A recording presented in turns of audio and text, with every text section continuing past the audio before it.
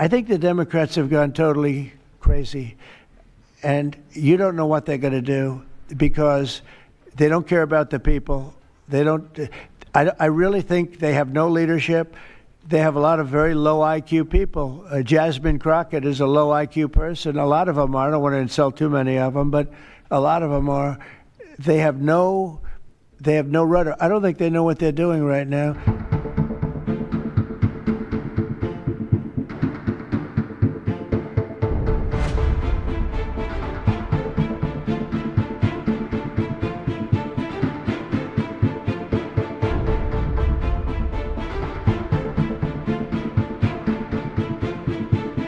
You know, they've never done this before. They always agreed to go and, called an extension. Let's do an extension and talk. Even today, look at what happened today. They don't want to pay the people that have worked. And, this was supposed to be this was a test. And they wouldn't pay the people that have been working. They said, no, we don't want to pay them. This is all the Democrats. Now, all we need is 5 Democrats. And I know a lot of Democrats that are saying, they're more than 5, probably not that many more than 5, but they're more than 5. And all we need is like 5 Democrat votes so we open our country again.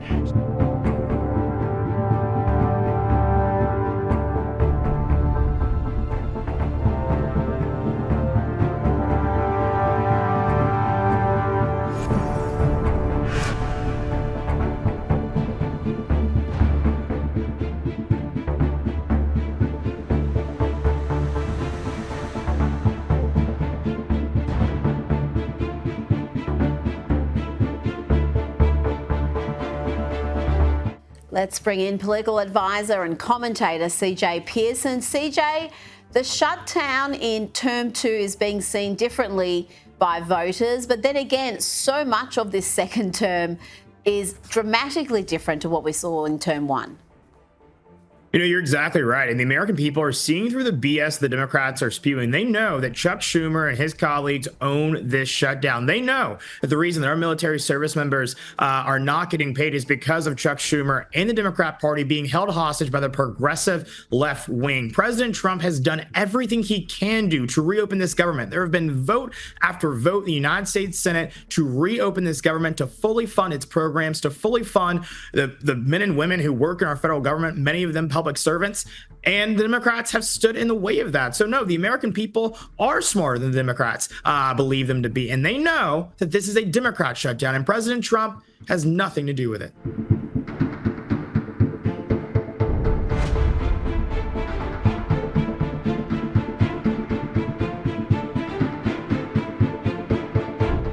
Joining us now is Emily Jashinsky, host of After Party with Emily Jashinsky on MK Media, and Alex Tarasio, Signal Principal and pollster. Thank you both so much for joining us.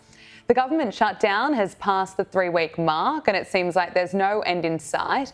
Today was the 12th GOP attempt to reopen the government, which was stalled and blocked by Senate Democrats.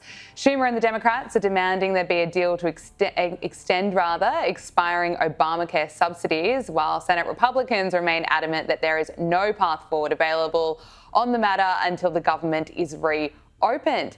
Yet while this shutdown is dragging on, Trump's approval rating is only going up.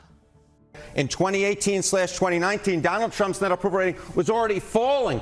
The shutdown was eating into his popular support. It was down 3 points already at this particular point and would fall considerably more. It was very much on the decline. You come over to this side of the screen, this shutdown hasn't eaten into Donald Trump's support at all. His net approval rating is actually up a point in terms of his popular support. So the bottom line is this: the first shutdown during Trump's first term, 2018-2019, was hurting Donald Trump. This one is not hurting him at all. There's no real reason Donald Trump might say, at least when it comes to popular support, I want to get out of this shutdown. It's interesting, the latest Reuters Ipsos poll also shows that 42% of Americans approve of Trump's performance in office, which is up 2 points from the survey conducted earlier this month. Alex, let's start with you. What do you make of the boost in popularity amid the shutdown? I think it's indicative of a few things. First, Donald Trump had a really big win just a little while ago, and that is the Gaza peace deal. In particular, when you're looking at the sample for this poll, this was of all adults. And I know for Australian audiences where you have compulsory voting, this may not be a factor. But for Americans, if you're polling all adults versus registered voters versus who my firm tends to poll, which is likely voters, you do get pretty different results. And all adults means you'll get people that are less engaged. They are the 30% or more of Americans who are less likely to vote in an election. Those are younger, and those are people who aren't watching the news as much. For those people, Gaza broke through, and Trump did increase his popularity with them. Those are also the kinds of people who voted for him in 2024, lower propensity voters, especially young people. And so he got a real win with them. I saw that in the Quinnipiac data that had him negative on nearly every issue, but he had swung to +6 on his handling of Israel and Gaza compared to -25 the last time they had polled on that issue. So that was a real win for him. And I think that's really why his numbers have increased so much. Yeah, well, it's such a historic achievement. Emily, I want to get your thoughts. Would you say the shutdown's also hurting Democrats?